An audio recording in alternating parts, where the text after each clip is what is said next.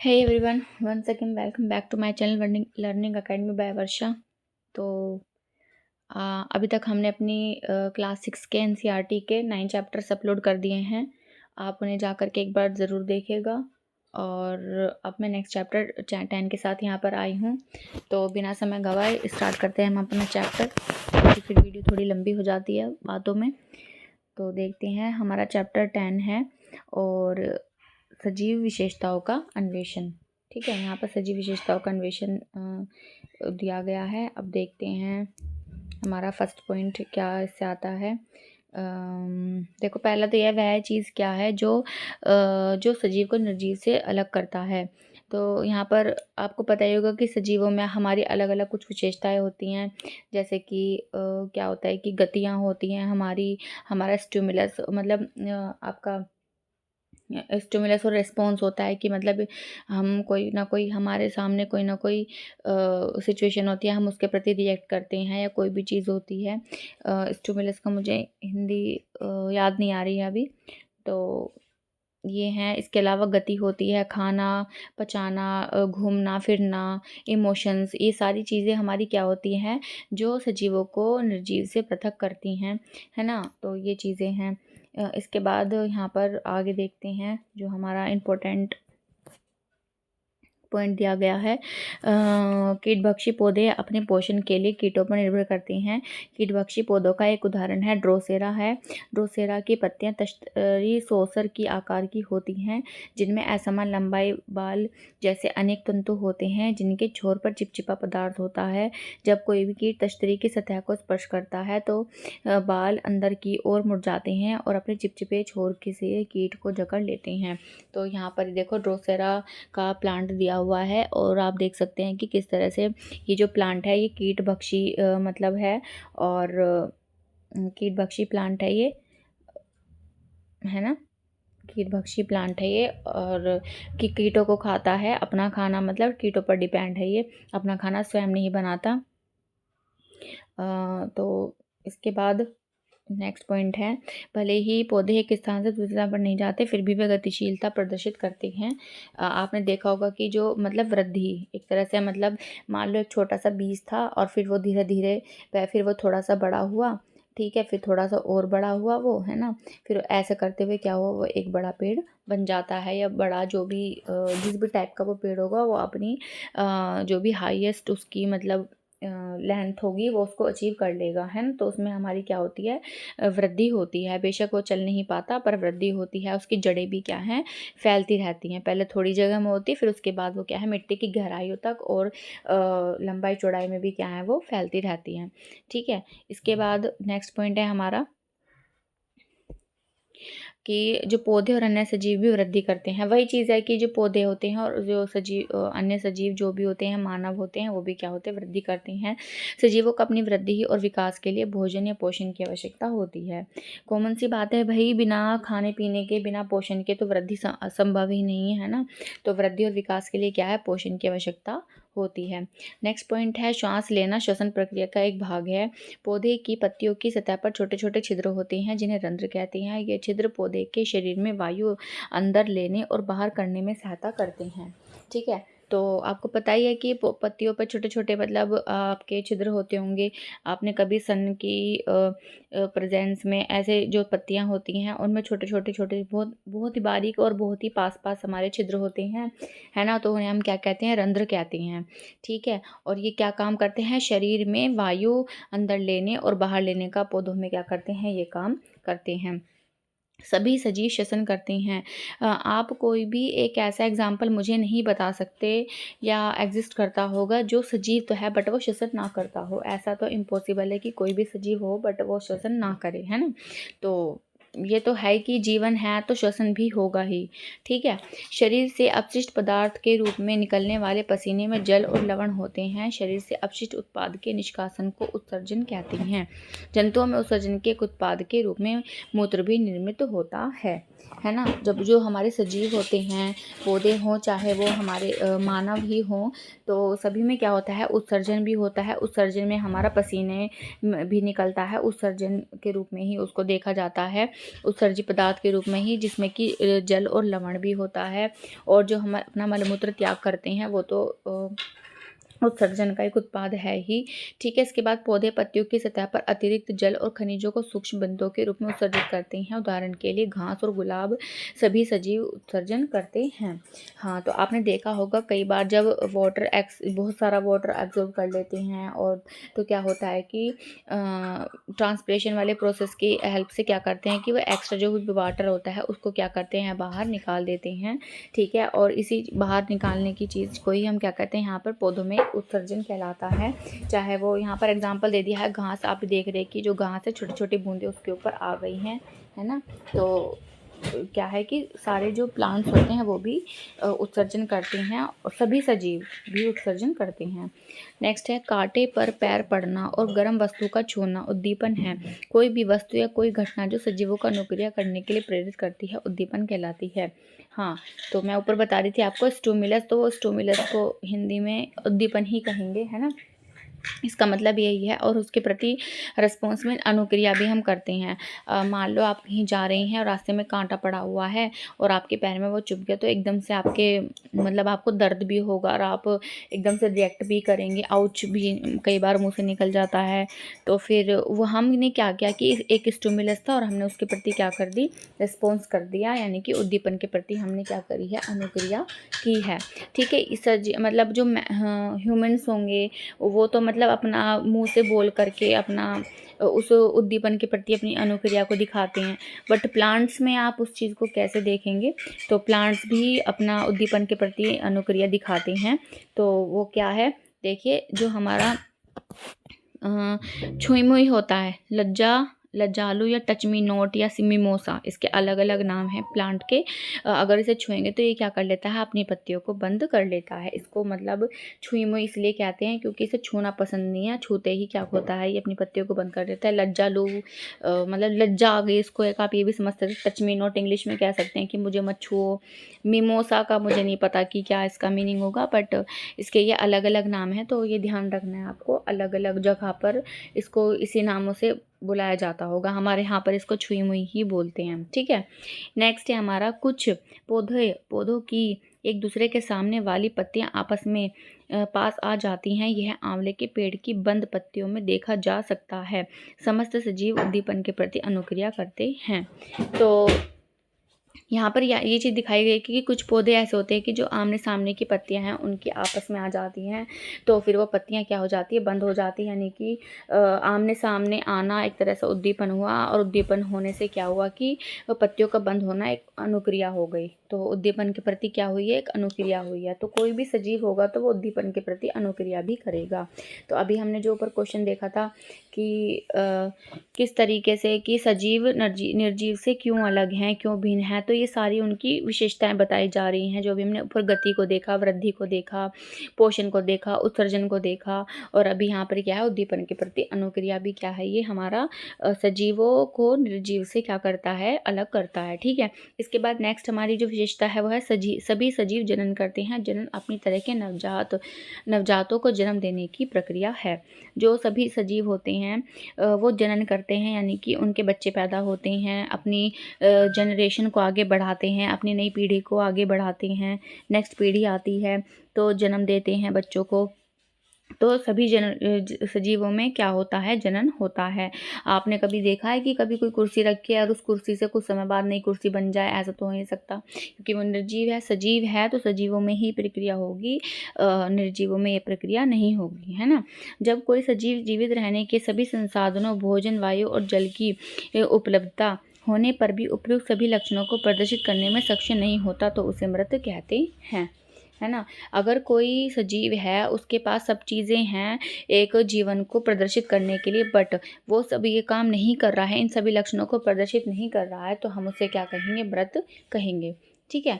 सभी सजीवों में कुछ सामान्य विशेषताएं पाई जाती हैं। उदाहरणार्थ, सभी सजीव गति प्रदर्शित करते हैं, भोजन की आवश्यकताएं होती हैं, वे वृद्धि करते हैं, श्वसन करते हैं, जनन करते हैं, स्वजन करते हैं, उद्दीपन के प्रति अनुक्रिया करते हैं और अंततः मर जाते हैं।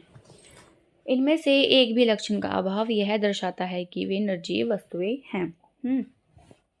तो यहाँ पर हमारा क्या है, ये मेन डिफरेंस पूरा जो निष्कर्ष हमने पढ़ा हुआ है इन्होंने यहाँ पर दिखा दिया है कि जो सजीव होते हैं उनके अंदर ये सारी क्रियाएं होती हैं, बट जो हमारे निर्जीव होते हैं अगर उनमें से मतलब इस तरह की कोई भी क्रिया को वो अपने आप में नहीं दर्शाएंगे। ठीक है, इसके बाद नेक्स्ट हम आगे बढ़ते हैं। नेक्स्ट हमारा यहाँ पर दिखाया गया है, हाँ, जब किसी बीज में अंकुर निकलता है तो उसे अंकुरित बीज कहते हैं। मतलब कोई छोटा सा बीज है, आपने उसको बोया मिट्टी के अंदर और कुछ समय बाद मतलब उसमें से छोटे छोटे से मतलब प्लांट्स वो निकलने लगता है, छोटा छोटा सा फूटना शुरू हो जाता है, वो मिट्टी में से छोटे छोटे से उसकी कपोले दिखनी शुरू हो जाती हैं। तो वो क्या है कि वहाँ पर क्या होने लगा है कि बीज का अंकुरण होना शुरू हो गया है। ठीक है, इसके बाद आगे हम बढ़ते हैं आगे। हाँ, नेक्स्ट फली के बीजों की अंकुरण के लिए जल और वायु की उपयुक्त मात्रा की आवश्यकता होती है। कोई भी फली के बीजों के अंकुरण के लिए जल और वायु की उपयुक्त मात्रा की आवश्यकता होती है ना। यानी कि कोई भी हम फली का बीज लेंगे, अगर हम चाहते हैं कि उसका अंकुरण हो जाए, वो डेवलप हो जाए, मिट्टी में बोने के बाद में एक प्लांट बन जाए, या जो भी जिस भी चीज़ का वो फली का पेड़ है वो पूरी तरह मैच्योर हो जाए, विकसित हो जाए, तो हम उसके लिए क्या होगा कि हमें जल और वायु दोनों की क्या होगी वहाँ पर आवश्यकता होगी। ठीक है, तो अब यहाँ पर देखते हैं कि जो परिस्थितियों के प्रभाव क्या हैं। अब जैसे हमारा जल होता है, जल बीजों के अंकुरण के लिए जल की आवश्यकता होती है। जल बीजों को उनकी वृद्धि के लिए अनिवार्य प्रक्रिया को पूरा करने में सक्षम बनाता है। बीज के बाह्य आवरण को बीजावरण कहा जाता है। जल बीज आवरण को मुलायम करता है और उसके अंदर के नन्हे से भ्रूण को पौधे में विकसित होने में सहायता करता है ना। तो आप ये देख रहे हैं कि फली है और ये उसका अंकुरित बीज है, यहाँ पर ये भ्रूण है, ठीक है, और इसके बीजा आवरण है। तो एक बार हम फिर से रीड कर लेते हैं कि बीजों को अंकुरित करने के लिए जल की आवश्यकता होती है। पहली चीज़, जल बीजों को उनकी वृद्धि के लिए अनिवार्य प्रक्रिया पूरा करने में सक्षम करता है। यानी कि जो भी प्रक्रिया वहाँ पर होगी तो अनिवार्य जो भी प्रक्रियाएँ होगी उसको पूरा करने के लिए क्या होगा, वो उसे पूर्ण या सक्षम बनाता है। बाह्य आवरण को क्या कहते हैं, बीजावरण कहते हैं। आप देख सकते हैं यहाँ पर ये जो बाह्य आवरण दिखाया गया है इस बीज का, ये बीजावरण है। जल बीजावरण को मुलायम करता है और इसके अंदर के नन्हे भ्रूण को पौधे में विकसित होने में सहायता करता है ना। अब कॉमन सी बात है कि जब अगर ये मान लो इसका बाहर का ही जो शेल है या जो इसका कवर है हार्ड हो जाएगा, तो फिर वो सॉफ्ट होकर के बाहर कैसे निकलेगा, है ना। अगर तो जल क्या करता है, इस पार्ट को मुलायम बनाता है, और जब ये मुलायम हो जाता है तो अंदर तक वो नमी चली जाती है। नमी जाने से क्या होता है कि वो जो भ्रूण है धीरे धीरे क्या हो जाता है, विकसित होना शुरू हो जाता है। ठीक है, जल की हेल्प से। नेक्स्ट है वायु और मिट्टी का क्या रोल है। बीजों को अंकुरण के लिए वायु की आवश्यकता होती है। बीज मिट्टी के कणों के बीच के स्थान में उपस्थित वायु का उपयोग करते हैं। इसके अतिरिक्त मिट्टी के कणों के बीच के स्थान के कारण जड़ें आसानी से बढ़ती हैं। तो बीजों को अंकुरण के लिए वायु की क्या होती है, आवश्यकता होती है ना। तो बीजों को मतलब वायु चाहिए ही वहाँ पर, जो और वो वायु कहाँ से मिलती है। मान लो आपने मिट्टी के अंदर जब बीज को दबा दिया है तो बाहर की तो वायु से नहीं मिलेगी, तो क्या, तो मिट्टी में के कणों में जो फंसी हुई वायु है वो उसी का ही क्या करेगा, यूज़ करेगा। ठीक है, तो उसका उपयोग करेगा, और मिट्टी के कणों के बीच के स्थान के कारण जड़ें आसानी से बढ़ती हैं, और जो उसके अंदर मिट्टी में स्पेस होगा उसमें क्या होगा, जड़ें क्या हैं, आपस में फैलती हुई चली जाएंगी। नेक्स्ट है हमारा प्रकाश एवं अंधकार की परिस्थितियाँ। फली के बीजों के अंकुरण के लिए प्रकाश अनिवार्य नहीं है। सामान्यतः अधिकांश बीजों को अंकुरण के लिए प्रकाश की आवश्यकता नहीं होती, किंतु अंकुरण के पश्चात नवोद्भिद की वृद्धि के लिए सूर्य के प्रकाश की आवश्यकता होती है। मैं यहाँ इस चीज़ को इसे इम्पोर्टेंट कहूँगी बहुत ज़्यादा, क्योंकि ये क्वेश्चन आता है कि बीज के अंकुरण के लिए निम्न में से कौन सी मतलब कारक की आवश्यकता नहीं होती, जल की, वायु की, मिट्टी की, या फिर आपके सूर्य के प्रकाश की। तो आंसर होगा आपका सूर्य का प्रकाश की अवस्था नहीं हो प्रकाश की आवश्यकता नहीं होती है बीज के अंकुरण के लिए, है ना। पर लेकिन उसके पश्चात जो नवोद्भिद, यानी कि जब वो बाहर मिट्टी के बाहर उगना शुरू हो जाएगा तो वहाँ पर क्या होगा, उसे सूर्य के प्रकाश की आवश्यकता होगी, है ना। तो यहाँ पर एक इम्पोर्टेंट क्वेश्चन है जो आपको बहुत ज़्यादा ध्यान रखना है। इसके बाद आता है, पौधों को भी उचित वृद्धि और विकास के लिए अनुकूल परिस्थितियों एवं पोषक तत्वों की आवश्यकता होती है ना। कॉमन सी बात है कि अगर हमें चाहिए कि पौधे भी अच्छे से वृद्धि करें, उनका भी विकास हो, तो उनके लिए हमें अनुकूल परिस्थितियों को वहाँ पर हमें प्रोवाइड उन्हें करानी होगी। जो पोषक तत्व होंगे, जो भी न्यूट्रिएंट्स एक मिट्टी के अंदर होने चाहिए एक पौधे की वृद्धि के लिए, तो वो भी हमें वहाँ पर प्रोवाइड कराने पड़ेंगे। ठीक है, इसके आगे देखते हैं, कोलियस और पिटूनिया जैसे कुछ पुष्पीय पौधों में बीज अंकुरण के लिए प्रकाश की आवश्यकता होती है। ठीक है, इन बीजों को मिट्टी से ढकने पर इनका अंकुरण बाधित होता है। वहीं कैलेंडुला और जीनिया जैसे कुछ पुष्पीय पौधों में बीजांकुरण के लिए अंधकार की आवश्यकता होती है। इन बीजों को पर्याप्त मिट्टी से ढका जाना चाहिए। अगेन मोस्ट इम्पोर्टेंट क्वेश्चन मैं यहाँ पर कहूँगी, क्योंकि नई मुझे लगता है कि एनसीईआरटी में यहाँ पर ये नया क्वेश्चन यहाँ पर दिया हुआ है और यहाँ से पूरी संभावना है क्वेश्चन बनने की। अगर मैं कहूँगी मॉडरेट टू हार्ड अगर क्वेश्चन पेपर बनाना होगा तो यहाँ से क्वेश्चन जरूर फ्रेम हो सकते हैं। क्यों? क्योंकि देखो ये चीज़ हर किसी को पता नहीं होगी। जो कोलियस और पिटूनिया हैं, ठीक है, कोलियस और जो पिटूनिया हैं पुष्पीय पौधे हैं, इन्हें क्या है बीज मतलब बिल्कुल भी मतलब अगर हम इनको ढक देंगे तो क्या होगा, इनका जो अंकुरण है वो बाधित हो जाएगा।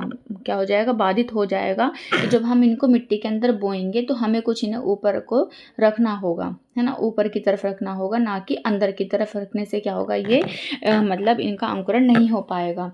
ठीक है, दूसरा है कैलेंडुला और जीनिया। कैलेंडुला और जीनिया ऐसे पौधे हैं जिनको हमें क्या है, प्रॉपर अंधकार की आवश्यकता होगी।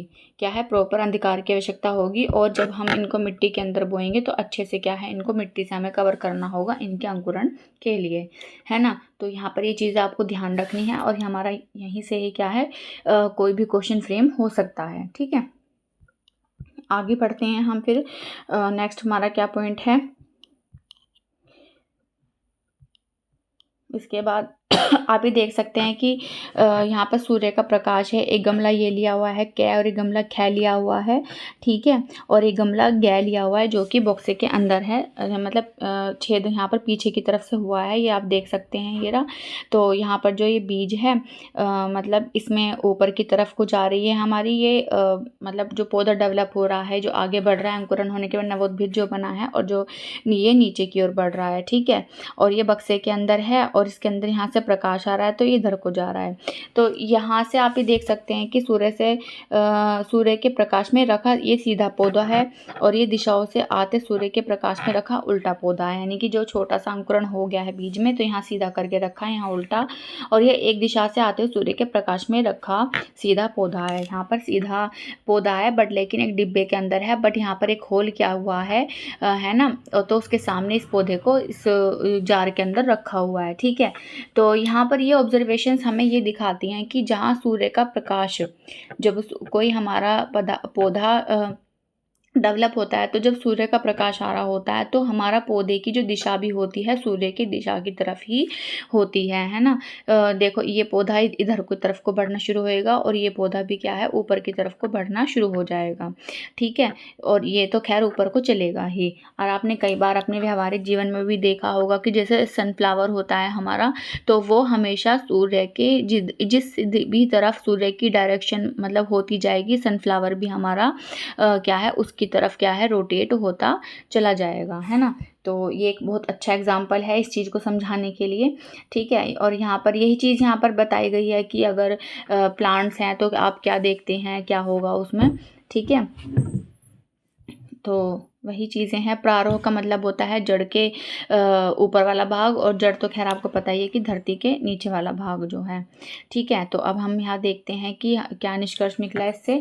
अच्छे से इसको एक बार रीड कर लेते हैं कि पौधे को सीधा रखे जाने पर जड़ नीचे की ओर वृद्धि करती है और प्रारोह की वृद्धि ऊपर की ओर होती है ना। तो आप देख रहे हैं कि ये तो ऊपर की ओर जा रहा है और जड़ इसकी नीचे की ओर जा रही है। नेक्स्ट, यदि पौधा उल्टा रखा हो तो जड़ मुड़ जाती है और नीचे की ओर वृद्धि करती है, प्रारोह भी मुड़ जाता है और ऊपर की ओर वृद्धि करता है। ठीक है, बेशक हमने यहाँ पर इसको उल्टा रखा हुआ था, बट ये घूम के सूर्य की तरफ चला गया और ये घूम के पृथ्वी की तरफ इसकी जड़ आ गई। यदि पौधे को सूर्य का प्रकाश केवल एक दिशा से मिलता है तो प्रारोह प्रकाश की दिशा में वृद्धि करता है, जबकि जड़ नीचे की ओर वृद्धि करती है। अब इस वाले चित्र में क्या हुआ कि जो पौधा था वो इधर की तरफ बढ़ेगा और जो हमारी जड़ होगी वो नीचे की तरफ वृद्धि करेगी, है ना। तो पौधों के प्रारोह ऊपर की ओर बढ़ते हैं और सूर्य के प्रकाश की ओर गति करते हैं, जबकि पौधों की जड़ें नीचे की ओर गति करती हैं, है ना। आप किसी भी डायरेक्शन में अपना पौधा बो लीजिए, ठीक है, बट उसकी जो वृद्धि होगी वो हमेशा जो प्रारोह यानी कि जड़ से ऊपर का जो भाग हो वो हमेशा सूर्य की ओर उसकी वृद्धि होगी, ठीक है। और जो जड़ होगी वो हमेशा नीचे की ओर होगी, मिट्टी में होगी, नीचे की ओर होगी, गुरुत्वीय बल के गुरुत्वीय त्वरण के अकॉर्डिंग होगी, ठीक है। नेक्स्ट है हमारा वैज्ञानिक परिचय दिया हुआ है जगदीश चंद्र बोस के बारे में। ये एक भारतीय वैज्ञानिक थे जिन्होंने पौधों के साथ कुछ रोचक प्रयोग किए। इन्होंने प्रकाश, ताप, विद्युत और गुरुत्वाकर्षण जैसे उद्दीपनों के प्रति पौधों की अनुक्रियाओं को अंकित करने के लिए क्रेस्कोग्राफ नामक मशीन का निर्माण किया। तो यहाँ से ये क्वेश्चन भी आता है कि क्रेस्कोग्राफ जो मशीन का निर्माण किसने किया था? जगदीश चंद्र बोस जी ने किया था। इस मशीन से उन्होंने मापा कि पौधे कितनी तेजी से बढ़ते हैं। उन्होंने यह भी दर्शाया कि पौधे उद्दीपन को महसूस करते हैं और उनके प्रति अनुक्रिया होती है, यहाँ अनुक्रिया करते हैं, ठीक है। तो उन्होंने ये चीज़ें देखा, प्रकाश, ताप, विद्युत, गुरुत्वाकर्षण के प्रति उनका उद्दीपन को देखा कि वो उसके प्रति अनुक्रिया कर रही हैं, नहीं कर रही हैं, उन्हें छू कर देखा, उनके महसूस किया, है ना। तो ये सारी चीज़ें भी मतलब देखने को उन्होंने देखी, मतलब उसके ऊपर रिसर्चेस की हैं। तो कौन से वैज्ञानिक हैं ये? जगदीश चंद्र बोस। आपको ध्यान रखना है और क्वेश्चन आ जाता है यहाँ से भी, ठीक है। तो ये जो यहाँ पर वैज्ञानिक परिचय भी दिए हुए हैं ये भी आपको ध्यान रखने हैं, ठीक है। इनसे भी क्वेश्चंस फ्रेम हो सकते हैं, है ना। उसमें भी आ सकते हैं आपके ये मिलान करने में, अलग अलग तरह के अलग अलग चैप्टर्स में आपको दिए हुए होंगे। आपने देखा भी, अभी तक हमने जो चैप्टर्स पढ़े थे उनमें भी कई में वैज्ञानिक परिचय दिया हुआ था। तो हो सकता है कि जब अब बुक में वो चीज़ दी हुई है तो कॉमन सी बात है कि भाई सीटेट क्वेश्चन पूछ सकता है। जिस भी बच्चे ने अच्छे से भाई रीड की होंगी चीज़ें वो उसका आंसर इजीली लगा पाएगा। और एज अ जनरल नॉलेज भी पता होना भी चाहिए, है ना। हम अगर भावी टीचर हैं और बनने जा रही हैं, कल अब आपका सीटेट भी होगा, कल आप KVS, NVS या और भी अदर कोई भी एग्ज़ाम अपना क्रैक करेंगे तो एक टीचर बनेंगे। तो टीचर बनने के बाद में मतलब आपको पता भी होना चाहिए साइंस के टीचर होने के नाते कि हाँ ये जो वैज्ञानिक है इन्होंने इस तरह की खोज किया, इनका कंट्रीब्यूशन विज्ञान में ऐसा रहा, है ना। इसके बाद आगे यहाँ पर देखिए हमें जीवन चक्र दिखाया गया है एक पौधे का कि कैसे कैसे उसका मतलब चक्र चलता है। देखते हैं हम। सबसे पहली अवस्था होती है कि अवस्था 1 होती है ये वाली, ठीक है, कि अब सबसे पहला हमारा बीज होता है। बीज से उसके बाद क्या होता है? बीज का अंकुरण होता है। देखो बीज का अंकुरण किस तरीके से हो रहा है। मुझे ये NCERT बहुत पसंद आई है कि इसमें चीज़ें दी तो पहले वाले में भी अच्छे से थी, बट मुझे ये NCERT बहुत अच्छी है क्योंकि इसमें चीज़ों को और भी ज़्यादा खोल करके पूरे चित्र अच्छे से दिखा करके दिखाए गए हैं, जिससे बच्चों को समझने में और टीचर को भी समझाने में बहुत ज़्यादा आसानी होगी, है ना। तो इसके बाद नेक्स्ट हमारी अवस्था आती है पत्तियों का प्रकटन। देखो यहाँ पर अगेन स्टेजेस 1, स्टेज 2 करके भी क्वेश्चन पूछे जा सकते हैं कि मतलब अलग अलग दे देंगे उल्टे सीधे करके और पूछेंगे कि इनका सही क्रम बताओ, है ना। तो अगर आपने ये स्टेजेस पढ़ी होंगी कि सबसे पहली स्टेज पे आता है बीज, सेकंड पे आता है बीज का अंकुरण, और थर्ड पर आता है पत्तियों का प्रकटन, और उसके बाद फोर्थ है फूलों का प्रकटन, फिर आता है फलों का प्रकटन, और फिर उसके बाद क्या होता है, या तो फिर जब हमारा फल हम तोड़ लेते हैं तो बीज सहित हमें फली मिलती है। दूसरा क्या होता है फिर जब पूरी तरह से मैच्योर हो जाता है पौधा पूरी तरह अपने फल फूल दे देता है, झड़ जाते हैं, टूट जाते हैं, तो फिर लास्ट में क्या होती है? पौधे की मृत्यु हो जाती है ना। तो ये सारी हमारी मेन अवस्थाएं हैं, ठीक है। 5 अवस्थाएं हैं। पहला है अवस्था बीज, अवस्था 1 बीज, बीज का अंकुरण, पत्तियों का प्रकटन, फिर हमारे फूल होते हैं, फिर हमारी फलों का प्रकटन होता है, ठीक है। तो हमारी 5 अवस्थाएं होती हैं, ठीक है। यही हमारे पौधे का जीवन चक्र है। बीज एक पौधे के रूप में वृद्धि करता है और परिपक्व होकर फूल और फल उत्पन्न करता है। इस उदाहरण में नई फलियां ही इस पौधे के फल हैं। इनके भीतर बीज होते हैं जो इस पौधे की पीढ़ी को आगे बढ़ाते हैं। बीज से पौधा और फिर बीजों की अगली पीढ़ी तक की संपूर्ण प्रक्रिया को पौधे का जीवन चक्र कहा जाता है। जब एक पौधा बढ़ना बंद कर देता है और अनिवार्य सभी परिस्थितियों की उपलब्धता के बाद भी उसमें जीवन की गतिविधियां धीरे धीरे समाप्त हो जाती हैं, तब उस पौधे को मृत मान लिया जाता है ना। तो क्या है कि मतलब अगर जब सारी चीज़ें हो जाती हैं, फल भी आ गए, फूल भी आ गए, हमें फल भी मिल गया, वहाँ से हमने बीज भी इकट्ठे कर लिए हैं, तो पूरा सब कुछ अपने जीवन का उसने पूरा काम अपना समाप्त कर लिया है, फिर उसके बाद क्या हो जाती है, उस पौधे की मृत्यु हो जाती है ना। देखो ये तो प्रकृति का नियम है कि जो हमारा जीवन चक्र है इसी तरीके से होता है कि एक छोटा बच्चा है, आप उसे इस तरीके से कनेक्ट कर सकते हैं। छोटा बच्चा है, फिर वो उसके हाथ पैर बन रहे हैं, बढ़ रहा है, धीरे धीरे वो मैच्योर हो रहा है, फिर यहाँ पर वो आपका मतलब अडल्ट बन गया, फिर उसके बाद उसकी शादी वादी हो गई, बच्चे बच्चे हो गए, फिर उसके सारे काम पूरे हो गए हैं, उसने जिम्मेदारी निभा ली है, और फिर उसी तरह से वो प्रकृति में भी क्या हो जाता है, विलय हो जाता है ना। सेम पौधे के साथ भी है और सजीवों का ये गुण भी है। ठीक है, नेक्स्ट है मच्छर का जीवन चक्र, यहाँ पर दिखाया गया है। तो मादा मच्छर खून चूसने वाले कीट हैं जिनसे मलेरिया, डेंगू और चिकनगुनिया जैसी अनेक बीमारियों का संचरण हो सकता है। देखो यहाँ से भी अगेन एक क्वेश्चन बन सकता है कि कौन सा ऑप्शन ऐसा है या वो विकल्प ऐसा है जो मच्छर से नहीं होता। तो आपको अगर पता, मलेरिया, डेंगू, चिकनगुनिया, खैर ये तो कॉमन है, आपको पता ही है, इस मौसम में, बरसात के मौसम में ये चीज़ें होती रहती हैं। तो फिर भी आपको पता होना चाहिए, कई बार हमारी चीज़ें पता होती है बट माइंड में से हम भूल जाते हैं, एट द टाइम हमें याद नहीं आती हैं।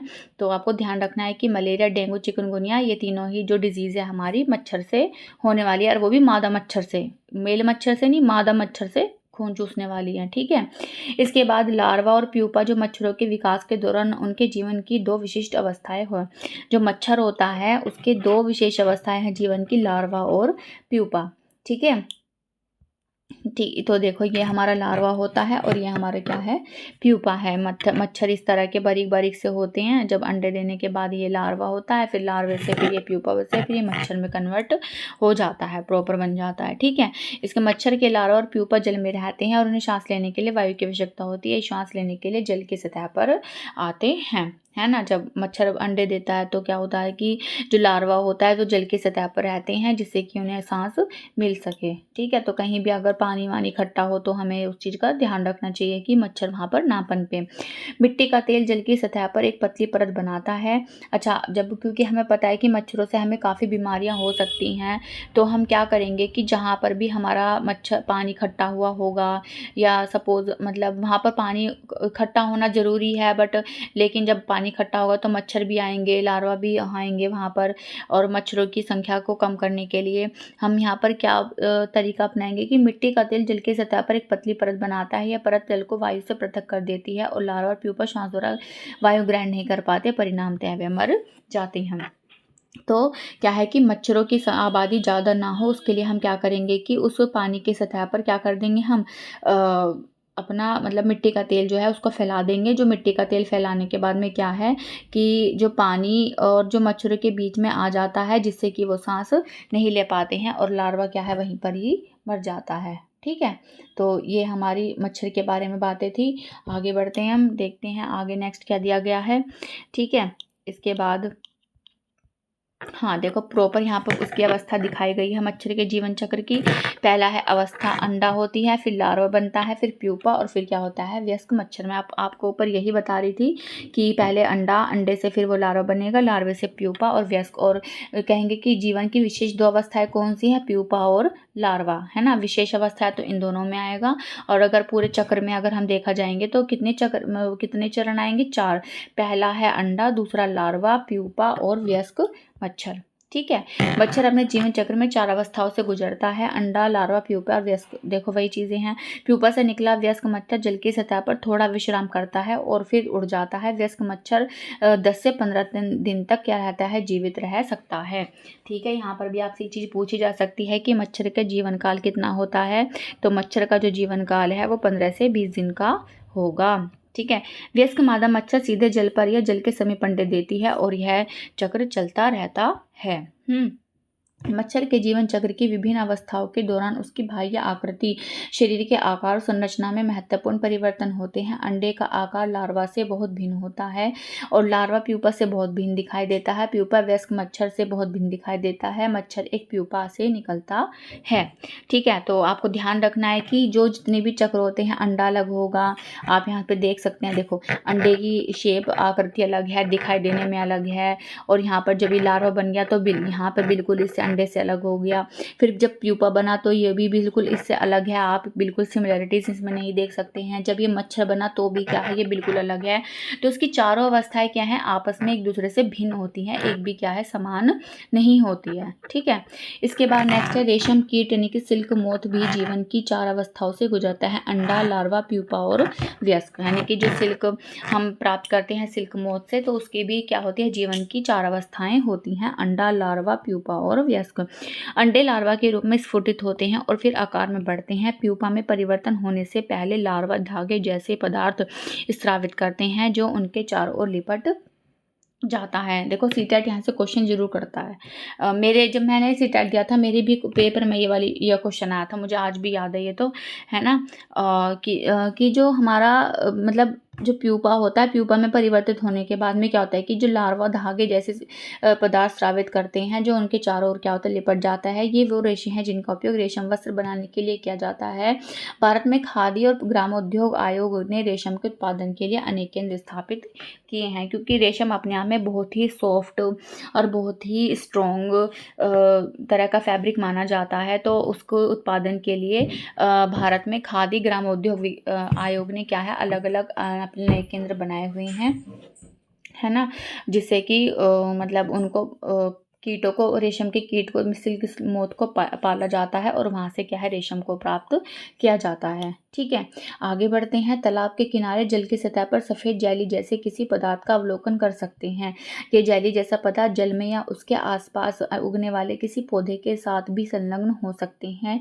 ये जेली जैसा पदार्थ मेंढक के अंडे का समूह होते हैं, जिसे जलांडक के रूप में जलांडक के रूप में जाना जाता है ना। देखो टू बी ऑनेस्ट, मैंने तो कभी तालाब वालाब के पास मैं नहीं गई हूँ, ना कभी मैंने ऑब्जर्व ऐसा किया है कभी। शायद किया भी हो, मुझे ध्यान भी नहीं आ रहा किसी, मतलब हमारे यहाँ पे लोकल में तो जैसे कहीं तालाब सा पानी भर जाता है, गांव में तो उसे झोड़ बोलते हैं, है ना। तो झोड़ के आसपास शायद चीज़ें देखने को मिल सकती हैं, ये कि वहाँ पर छोटे छोटे इस तरह के अंडे होते हैं, मतलब पत्तों के आसपास पड़े हुए रहते हैं, काले काले से जेली जेली जैसे होते हैंगे, है ना। तो आपने देखा होगा कि तो वो जो होते हैं वो क्या है, जलांडक होते हैं। और वो किसके जलांडक हैं, वो मेंढक के अंडे हैं। ठीक है, तो देखो यहाँ पर भी अलग अलग इसके वो हैं। यहाँ पे मेंढक है, या इसका यहाँ लार्वा बन रहा है, फिर उसके बाद उसका भी मतलब अलग अलग इसके भी अब पूरे व्यस्क होने में, अंडे से व्यस्क होने में अलग अलग इसकी भी अवस्थाएं होती हैं। ठीक है, तो मेंढक के जीवन चक्र में 4 अवस्थाएं हैं। अगेन इसके भी जीवन में 4 अवस्थाएं हैं। अंडा की अवस्था जो भ्रूण अवस्था में परिवर्तित होती है। अंडा जो भ्रूण में होता है टैडपोल अवस्था होती है, जिसमें पहले पूंछ युक्त तथा पैरविहीन प्रारंभिक अवस्था और पीछे के पैर सहित बाद की अवस्था होती है। मंडूकक, फ्रोगलेट अवस्था और 4th वयस्क मेंढक अवस्था। ठीक है, तो ये है कौन कौन सी अवस्थाएं हमारी। पहली तो हमारी अंडावस्था हो गई, देखो यहाँ पर चित्र बना के भी इन्होंने अच्छे से बताया हुआ। अगेन सबसे पहले हमारा अवस्था 1 जलांडक, जल में देखो अंडे हैं ये रे। फिर दूसरी हमारी, उसके बाद भ्रूण की 3-4 दिन बाद ये हमारा कुछ इस तरह के, मतलब अभी तो बिल्कुल चिपके हुए से हैं, छोटे छोटे से हैं। फिर तो कुछ दिन बाद 3 से 4 दिन बाद क्या थोड़े बड़े हो जाएंगे, खुले खुले हो जाएंगे। फिर अवस्था 2 आती है। 2 का भी पहले भाग में क्या है कि पहले हल्की सी पूंछ निकल आ गई, है ना, पूंछ के साथ टेडपोल आ गया। उसके बाद अवस्था 2 ही में ही क्या है, इसके पैर भी आ गए हैं। पैर आगे, सॉरी आगे के जो हाथ या पैर आप कुछ भी कह सकते हैं, वो आ गई हैं। फिर अवस्था 3 आती है 12 सप्ताह में, जिसके पीछे के पैर भी आ गई हैं। और 14 सप्ताह में क्या है कि पूरे मेंढक का क्या है, विकास हो गया है, वो एक वयस्क मेंढक बन गया है ना। तो अगेन मैं वही क्वेश्चन कहूँगी कि देखो मॉडरेट टू हार्ड बनाने के लिए क्वेश्चन ऐसे ही उठाए जाएंगे, क्योंकि कई बार हम इन चीज़ों को ही छोड़ देते हैं कि अरे ये तो चित्र है, इसमें क्या कुछ खास दिया होगा, छोड़ो अपना ये पॉइंट्स पढ़ो और चलते बनो। तो ऐसा नहीं है। देखो उतना अच्छा आप लोग इससे नहीं समझ सकते, बट चित्र से आपको बहुत अच्छे से समझ में आएगा कि अवस्था क्या है। यानी कि एक दिन में तो ये होती है, फिर 3 से 4 दिन में आपकी ये अवस्था हो जाती है। फिर अवस्था 2 का पहला पार्ट में पूछा जाती है। अवस्था 2 के दूसरे पार्ट में क्या होता है कि हाथ आ जाते हैं। फिर 12 सप्ताह यानी कि अवस्था 3 में पैर भी आ जाते हैं पीछे के, और 14 सप्ताह में पूरे वयस्क का मेंढक का निर्माण हो जाता है। ठीक है ना। तो यही चीज़ें होती हैं। ठीक है। इसके बाद में नेक्स्ट यहाँ पर आपको होपफुली अच्छे से एक्सप्लेन मैंने किया होगा और समझ में भी आया होगा, और मुझे तो बहुत इंटरेस्ट आ रहा है पढ़ाते हुए। होपफुली आपको भी बहुत अच्छा ये समझ में आ रहा होगा, आप भी इंटरेस्ट के साथ पढ़ रहे होंगे। प्लीज़ देखिए अपने एग्ज़ाम के अगर आपको अच्छे से पास करना है, क्लियर करना है, तो इंटरेस्ट के साथ ही पढ़िएगा, बोर होकर के ना पढ़िएगा, क्योंकि फिर उससे आपका इंटरेस्ट नहीं बन पाएगा और अच्छे से भी आप अपना कुछ भी माइंड में नहीं घुस पाएगा। आप इंटरेस्ट के साथ पढ़िए कि अच्छा ये 4 स्टेजेस होती हैं, मच्छर में ये हैं, फिर स्लोथ रेशम कीट में ऐसे हो रही हैं, मेंढक में ऐसे हो रही हैं। तो आप अगर इंटरेस्ट डेवलप करेंगे इन चीज़ों के साथ, तो चीज़ें आप जल्दी सीख पाएंगे, कम समय में सीख पाएंगे, है ना। तो पेशेंस के साथ सीख पाएंगे, है ना, तो ज़्यादा अच्छा होगा। और आपको सच में ये चीज़ें बहुत हेल्प करेंगी। आपको मतलब मैं बता नहीं सकती, बट छोटी छोटी चीज़ें ही होती हैं जो हमें एग्ज़ाम क्रैक कराने में बहुत हेल्प करती हैं। ठीक है, आगे बढ़ते हैं। आगे हमें क्या चीज़ दी हुई है। टैडपोल के पिछले पैर विकसित हो गए हैं, किंतु फिर भी उनकी पूँछ है। पूँछ उन्हें जल में तैरने में सहायता करती है। धीरे धीरे टैडपोल छोटे मेंढक की तरह दिखने लगते हैं, जिन्हें मंडूकक कहती हैं। वे अब भी जल में रहते हैं, लेकिन कुछ समय थल पर भी बिताना आरम्भ कर देते हैं। वे बड़े होते जाते हैं और उनकी पूँछ पूर्णतः लुप्त हो जाती है। उनके पैर बलवान हो जाते हैं, जिससे उन्हें कूदकर स्थल पर आने में सहायता मिलती है। पूर्ण विकसित वयस्क मेंढक बनने पर वे जल और थल दोनों में रहने लगते हैं। ठीक है।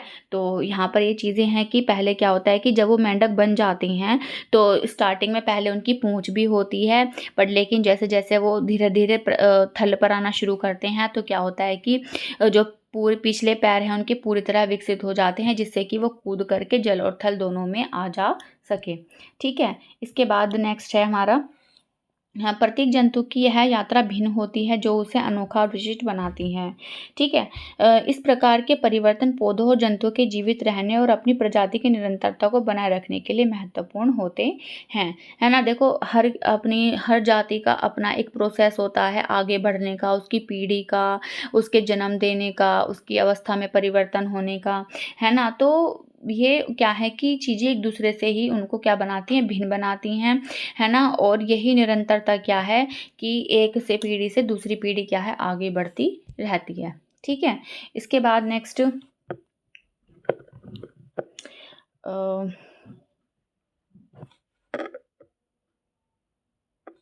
तो इसी के साथ हमारा ये चैप्टर यहाँ पर फिनिश हो गया है ना। और हमने क्या क्या करा इस चैप्टर में, मतलब निष्कर्ष निकाले, सर्जन देखा, योजना, प्रयोग, अन्वेषण, पहचान, अवलोकन, पूर्वानुमान, जलांडक, ये सब हमने क्या है मतलब करके देखे हैं। ये एक्टिविटीज़ के पार्ट हैं। तो होपफुली आपको पूरा चैप्टर अच्छे से समझ में आएगा। काफ़ी इंटरेस्टिंग था। नई चीज़ों के बारे में हमने सजीवों के बारे में देखा कि उनमें क्या क्या चीज़ें होती हैं, पेड़ पौधों में क्या होता है, कैसे उनकी अवस्थाओं में परिवर्तन होते हैं, अंकुरण बीज का किस तरीके से होता है, अलग अलग जीवों में, कीटों में किस तरह से अवस्थाएं चेंज होकर के वो वयस्क बनते हैं, है ना। तो चलो छोटा सा रिकैप कर लेते हैं हमारा, उसके बाद आपको चैप्टर बहुत अच्छे से आ जाएगा। फिर हम छोटी सी अपनी एक्सरसाइज कर लेंगे। ठीक है। हमारे आसपास की वस्तुओं को सजीव और निर्जीव में श्रेणीकृत किया जा सकता है। सजीवों की मूल विशेषताएं, वे गति करते हैं, खाते हैं, वृद्धि करते हैं, श्वास लेते हैं, सर्जन करते हैं, उद्दीपन के प्रति अनुक्रिया करते हैं, जनन करते हैं और मरते हैं। इनमें से किसी भी विशेषता की अनुपस्थिति इंगित करती है कि वे सजीव नहीं हैं। प्रत्येक सजीव अपने जीवन काल में अनेक अवस्थाओं से गुजरता है। बीजों का अंकुरण जल, वायु, उपयुक्त प्रकाश और अथवा अंधकार की परिस्थितियों की उपलब्धता पर निर्भर करता है। ठीक है। नेक्स्ट है बीजों के अंकुरण के समय जड़ें सामान्यतः नीचे की ओर जबकि प्रारंभ ऊपर की ओर वृद्धि करते हैं। नेक्स्ट है हमारा एक पौधे का जीवन चक्र बीज के अंकुरण से आरंभ होता है और उसके बाद में वृद्धि और विकास की अनेक अवस्थाओं से गुजरता है। इनमें पुष्पन और बीज उत्पादन सम्मिलित है। उनके जीवन चक्र के दौरान उत्पन्न बीज नए पौधों में अंकुरित हो जाते हैं और यह चक्र जारी रहता है। एक जंतु का जीवन चक्र जनन की फलस्वरूप नवजात के जन्म से आरंभ होकर वृद्धि और विकास की विभिन्न अवस्थाओं से गुजरता है। तत्पश्चात वयस्क अवस्था आती है और अंततः मृत्यु हो जाती है। जनन की प्रक्रिया जीव की निरंतरता को सुनिश्चित करती है। मच्छर अपने जीवन काल में अंडे, लार्वा, प्यूपा और वयस्क अवस्थाओं से गुजरते हैं। मेंढक के जीवन की अवस्थाओं में अंडे, टैडपोल, मंडूकक, फ्रॉगलेट और वयस्क अवस्थाएं सम्मिलित हैं। कुछ सजीवों जैसे मच्छरों और मेंढकों के जीवन चक्र की विभिन्न अवस्थाओं में महत्वपूर्ण परिवर्तन होते हैं। ये परिवर्तन उनके शरीर के आकार, संरचना और कभी-कभी आवास में भी देखे जा सकते हैं। ठीक है, इसी के साथ हमारे ये चैप्टर कंप्लीट हो गया है। अब हम फटाफट से अपनी एक एक्सरसाइज देख लेते हैं।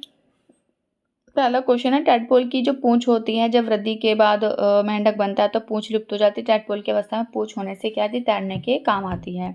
ठीक है, इसके बाद आगे है आगे देखते हैं हम और भी जाने। बस यही है हमारे चैप्टर में, ज़्यादा कुछ नहीं था और हमारा यहाँ पे चैप्टर ये फिनिश होता है। ठीक है, इसी के साथ में और लगभग 40 मिनट्स की हमारी वीडियो रिकॉर्ड हुई है। ज़्यादा लंबी तो मैं इसको नहीं कहूँगी क्योंकि चैप्टर के अकॉर्डिंग तो देखो एक्सप्लेन करने के साथ तो थोड़ा बहुत इतना होता ही है, पर आप प्लीज़ टाइमिंग को ना देखें या मुझसे कोई मिस्टेक हो गई है तो प्लीज़ उसे अवॉइड करें। बट आप बुक के जो भी लाइन्स हैं उन पर जाइए, अच्छे से रीड कीजिए, पढ़िए, समझिए, अपने नोट्स प्रिपेयर कीजिए, आपको बहुत हेल्प होगी। देखो अपने नोट्स बनाने का भी अपना ही एक अलग, देखो जिसके पास समय नहीं है वो एक अलग बात है, बट जिसके पास समय है वो अच्छे से अगर अपने नोट्स प्रिपेयर करता है तो उसकी अलग बात है। मैंने भी अपने ही अलग नोट्स बनाए थे तो मुझे बहुत हेल्प हुई थी। और क्योंकि अपनी राइटिंग में लिखा हुआ होता है तो पहले चीज़ तो हम वहीं पे पढ़ रहे होते हैं, उसके बाद हम एक दो बार और उसे रिपीट कर लेते हैं, ऑटोमेटिकली वो चीज़ें हमारे माइंड में सेट हो जाती हैं। ठीक है, और किसी भी और क्वेरी के लिए अगर आपको मतलब सीटेट से रिलेटेड कुछ पूछना हो, साइंस रिलेटेड, तो प्लीज़ आप मुझे कमेंट करिएगा। मेरे चैनल को लाइक, शेयर और सब्सक्राइब करिएगा, है ना। और इसके अलावा मैंने अपने चैनल पर मैंने शॉर्ट भी अपलोड किया हुआ है कि मेरा सीटेट मैंने 2 बार पास किया हुआ है। एक बार मैंने फर्स्ट जब मैं बीएड कर रही थी उसी टाइम पर ही कर लिया था और एक बार मैंने फिर दोबारा किया था। उस टाइम आई थिंक कोरोना आ गया था और कोरोना के बाद वो एग्ज़ाम आगे पोस्टपोन हो गया था, तब मैंने वो एग्ज़ाम दिया था, है ना। तो बहुत ईज़िली आप कर लोगे। सेकंड पहले के लिए मैंने थोड़ी-सी तैयारी की थी और सेकंड वाले के लिए तो बस मैं 20 से 25 दिन ही मुश्किल से पढ़ी थी और मैंने बहुत अच्छे मार्क्स पा लिए थे उसमें, है ना। तो इसके अलावा मैंने और भी एग्ज़ाम्स को क्रैक किया हुआ है। ऐसी बात नहीं है कि मुझे एक्सपीरियंस नहीं है, मुझे भी एक्सपीरियंस है एग्ज़ाम्स का और चीज़ों का। तो आप मुझ पर थोड़ा-सा विश्वास कीजिए और आप मैं बहुत अच्छे से ही आपको चीज़ें कराऊँगी, ठीक है। और मतलब आप देख सकते हैं एनसीईआरटी से ऑथेंटिक सोर्स तो ज़्यादा कोई मिल ही नहीं सकता है और मैं उसी से ही पढ़ा रही हूँ, है ना। तो अपनी स्टडी को अच्छे से करते रहिए और अच्छे से अपना एग्ज़ाम दीजिए। तो मिलते हैं नेक्स्ट वीडियो में, तब तक के लिए अपना ध्यान रखिए। Goodbye and take care.